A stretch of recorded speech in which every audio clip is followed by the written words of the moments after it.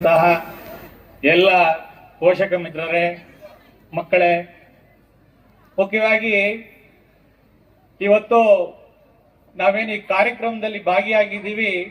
ನಾವು ಒಂದು ಕಾಲಕ್ಕೆ ನಿಮ್ಮ ತರ ಸಭಿಕರ ರೀತಿಯಲ್ಲಿ ಮುಂದಗಡೆ ಕೂತ್ಕೊಂಡಾಗ ಆಲೋಚನೆ ಮಾಡ್ತಾ ಇದ್ವಿ, ಏನು ಇಲ್ಲಿ ಬಂದಂತಹ ಅತಿಥಿಗಳು ಮಾಡ್ತಕ್ಕಂತ ಭಾಷಣ ನಮಗೆ ಯಾವ ರೀತಿಯಲ್ಲಿ ಉಪಯೋಗ ಆಗ್ತದೆ, ಪರೀಕ್ಷೆಯಲ್ಲಿ ಸಂಬಂಧಪಟ್ಟಂತೆ ಏನಾದರೂ ಅಂಕೆಗಳೇನಾದ್ರೂ ಕೊಡ್ತಾರ, ಮಾಸ್ಟರ್ ಏನಾದ್ರೂ ಇದರ ಬಗ್ಗೆ ಕ್ವಶನ್ಸ್ ಏನಾದ್ರೂ ಕೇಳಬಹುದಾ ಅಂತ ಒಂದು ಆತಂಕದಿಂದ ಕಾಯ್ತಾ ಇದ್ವಿ.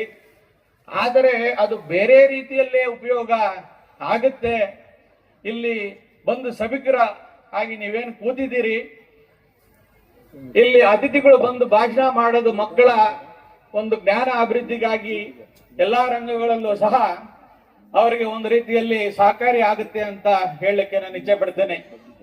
ಮುಖ್ಯವಾಗಿ ಇವತ್ತು ಜ್ಞಾನವಾಹಿನಿ ಇಂಟರ್ನ್ಯಾಷನಲ್ ಶಾಲೆಯ ಈ ಜ್ಞಾನೋತ್ಸವಕ್ಕೆ ಬಹಳ ಸುಂದರವಾದ ಹೆಸರನ್ನಿಟ್ಟಿದ್ದಾರೆ. ನಿಜವಾಗ್ಲೂ ಈ ಒಂದು ಆಡಳಿತ ಮಂಡಳಿಗೆ ನಾವು ಈ ಹೆಸರನ್ನ ಅವರು ಇಟ್ಟಿರೋದಕ್ಕೆ ನಿಜವಾಗ್ಲೂ ಸಹ ಅವ್ರನ್ನ ಶ್ಲಾಘಿಸ್ತೀವಿ.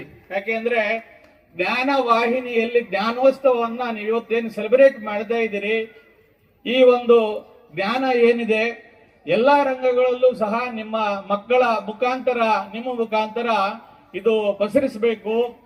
ಎಲ್ಲಾ ರಂಗಗಳು ಸಹ ನಿಮ್ಮ ಮಕ್ಕಳ ಮುಂದಕ್ಕೆ ಬರಬೇಕು ಅಂತ ತಾವೆಲ್ಲ ಏನು ಇವತ್ತು ಶ್ರಮ ಪಡ್ತಾ ಇದ್ದೀರಿ.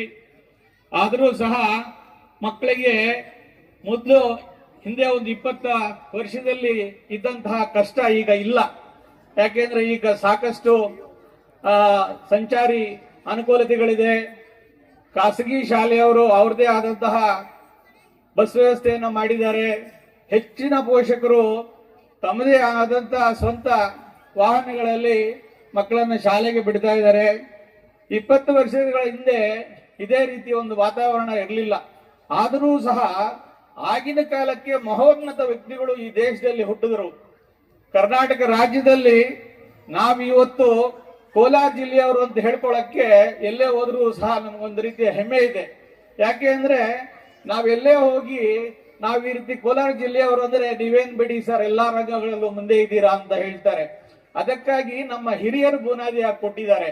ಅದೇ ರೀತಿ ಇವತ್ತು ಜ್ಞಾನವಾಹಿನಿ ಶಾಲೆ ನಿಮ್ಮ ಮಕ್ಕಳ ಪುರೋಭಿವೃದ್ಧಿಗಾಗಿ ಎಲ್ಲಾ ರೀತಿಯಲ್ಲಿ ಅವರ ಸಹಕಾರವನ್ನು ನೀಡ್ತಾ ಇದ್ದಾರೆ. ಅವರ ಟೀಚರ್ಸ್ ಮುಖಾಂತರ ಆ ರೀತಿ ಯಾವ ರೀತಿ ಜ್ಞಾನ ಬೇಕು ಆ ರೀತಿ ನಿಮ್ಮ ಮಕ್ಕಳಿಗೆ ಜ್ಞಾನವನ್ನು ಕೊಡ್ತಾ ಇದ್ದಾರೆ. ಅದಕ್ಕೆ ನೀವೆಲ್ಲರೂ ಸಹಕಾರ ಮಾಡ್ತಾ ಇದ್ದೀರಿ. ಇದೇ ರೀತಿ ಇದು ಮುಂದುವರಿಬೇಕು. ಎಲ್ಲರೂ ಸಹ ಏನು ನನಗೆ ಪ್ರತಿಫಲ ಬರುತ್ತೆ ಅಂತ ಯೋಚನೆ ಮಾಡಬಾರದು.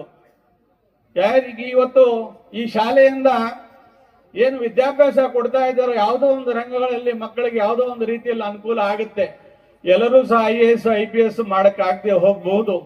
ಆದರೂ ಸಹ ಇಲ್ಲಿ ಏನು ಜ್ಞಾನ ಸಿಗುತ್ತೆ ಅವ್ರ ಜೀವನದಲ್ಲಿ ಮುಂದೆ ಒಂದು ಒಳ್ಳೆ ಹೆಜ್ಜೆಯನ್ನು ಇಡ್ಲಿಕ್ಕೆ ಅನುಕೂಲ ಆಗ್ತಕ್ಕಂಥ ವಿದ್ಯಾಭ್ಯಾಸವನ್ನ ಈ ಶಾಲೆ ಇವತ್ತು ನಿಮ್ಮ ಮಕ್ಕಳಿಗೆ ಕೊಡ್ತಾ ಇದೆ ಅಂತ ಹೇಳಲಿಕ್ಕೆ ನಾನು ಹೆಮ್ಮೆ ಪಡ್ತೇನೆ. ಈ ಶಾಲೆ ಪ್ರಾರಂಭವಾದ ದಿನದಿಂದ ನಾವು ಗಮನಿಸ್ತಾ ಇದ್ದೀವಿ. ಇದರ ಪುರೋಭಿವೃದ್ಧಿಗಾಗಿ ಸಾಕಷ್ಟು ಜನ ಸ್ನೇಹಿತರು ಶ್ರಮ ಪಡ್ತಾ ಇದ್ದಾರೆ. ಈ ಆಡಳಿತ ಮಂಡಳಿ ಬರೀ ಹಣಕಾಸಿನ ಉದ್ದೇಶದಿಂದ ಈ ಶಾಲೆಯನ್ನು ಪ್ರಾರಂಭ ಮಾಡಿಲ್ಲ ಅಂತ ಹೇಳಲಿಕ್ಕೆ ನಾನು ಯಾಕೆ ಇಚ್ಛೆ ಪಡ್ತೀನಿ ಅಂದ್ರೆ, ಯಾವಾಗ್ಲೂ ಸಹ ನನಗೆ ಫೋನ್ ಮಾಡಿದಾಗ ಚಂದ್ರಶೇಖರ್ ಅವ್ರು ಕೇಳ್ತಾರೆ, ಹಣ ನಮ್ಮ ಶಾಲೆಯನ್ನು ಯಾವ ರೀತಿ ಬೇರೆ ಮಟ್ಟಕ್ಕೆ ತೆಗೆದುಕೊಂಡು ಹೋಗ್ಬೋದು, ಈ ಜಿಲ್ಲೆಯಲ್ಲಿ ಅತ್ಯುನ್ನತ ಶಿಕ್ಷಣವನ್ನು ಕೊಡ್ತಕ್ಕಂತಹ ಒಂದು ವಿದ್ಯಾಸಂಸ್ಥೆಯಾಗಿ ರೂಪಿಸ್ಬೇಕು, ಅದಕ್ಕೇನಾದ್ರೂ ಸಲಹೆ ಸೂಚನೆಗಳಿದ್ರೆ ಕೊಡಿ ಅಂತ ನಮ್ಮನ್ನು ಕೇಳೋ ರೀತಿ ನೋಡಿದಾಗ ಅವರಿಗೆ ನಿಮ್ಮ ಮಕ್ಕಳ ಮೇಲೆ ಇರ್ತಕ್ಕಂಥ ಕಾಳಜಿ ಅರ್ಥ ಆಗುತ್ತೆ. ಇಲ್ಲಿಂದ ಈ ಶಾಲೆಯಿಂದ ಯಾರೋ ಒಬ್ರು ದೇಶದಲ್ಲಿ ಅತ್ಯುನ್ನತ ಮಟ್ಟಕ್ಕೆ ಹೋಗ್ಬೇಕು, ಹೆಚ್ಚಿನ ಜನಸೇವೆಗಾಗಿ ನಿಮ್ಮ ಮಕ್ಕಳು ಬರಬೇಕು ಅನ್ನೋ ಒಂದು ನಿಷ್ಕಳಂಕವಾದ ಕಾಳಜಿಯನ್ನು ಏನು ಇಟ್ಕೊಂಡಿದ್ದಾರೆ ಆಡಳಿತ ಮಂಡಳಿ. ನಿಜವಾಗ್ಲೂ ನೀವೆಲ್ಲ ಅದೃಷ್ಟವಂತರು ಅಂತ ಹೇಳಿಕೆ ನಾನು ಈ ಸಂದರ್ಭದಲ್ಲಿ ಇಚ್ಛೆ ಪಡ್ತೀನಿ. ಅದೇ ರೀತಿ ಮಕ್ಕಳಿಗೆ ವಿದ್ಯಾಭ್ಯಾಸ ಒಂದು ಮುಖ್ಯವಾದ ಈ ವಯಸ್ಸಿನಲ್ಲಿ ಏನು ವಿದ್ಯಾಭ್ಯಾಸ ಕೊಡಬೇಕು ಅದು ಮುಖ್ಯವಾಗಿ ಮುಂದೆ ಅವರಿಗೆ ಬೇರೆ ರೀತಿಯಲ್ಲಿ ಬೆಳವಣಿಗೆ ಆಗ್ಲಿಕ್ಕೆ ಉಪಯೋಗ ಆಗ್ತದೆ. ಪ್ರತಿಫಲಾಕ್ಷೇಪಗಳನ್ನ ಏನು ಇಟ್ಟುಕೊಳ್ಳದೆ ಈ ಶಾಲೆಯನ್ನು ಮುನ್ನಡೆಸ್ತಾ ಇದ್ದಾರೆ. ಅವರಿಗೆ ಶುಭವಾಗಲಿ. ಮುಂದೆ ಸಹ ಈ ಶಾಲೆಯನ್ನು ಅತ್ಯಂತ ಉನ್ನತ ಮಟ್ಟಕ್ಕೆ ತೆಗೆದುಕೊಂಡು ಹೋಗ್ಲಿ ಅಂತ ಹೇಳಿ ನನಗೆ ಈ ಅವಕಾಶ ಕೊಟ್ಟಂತ ಶಾಲೆ ಆಡಳಿತ ಮಂಡಳಿಗೆ ನಮಿಸುತ್ತಾ ನಿಮಗೂ ಮತ್ತೊಮ್ಮೆ ಕೃತಜ್ಞತೆಗಳನ್ನು ಹೇಳಿ ನನ್ನ ಎರಡು ಮಾತನ್ನು ಮುಗಿಸ್ತೀನಿ. ಜೈ ಹಿಂದ್, ಜೈ ಕರ್ನಾಟಕ.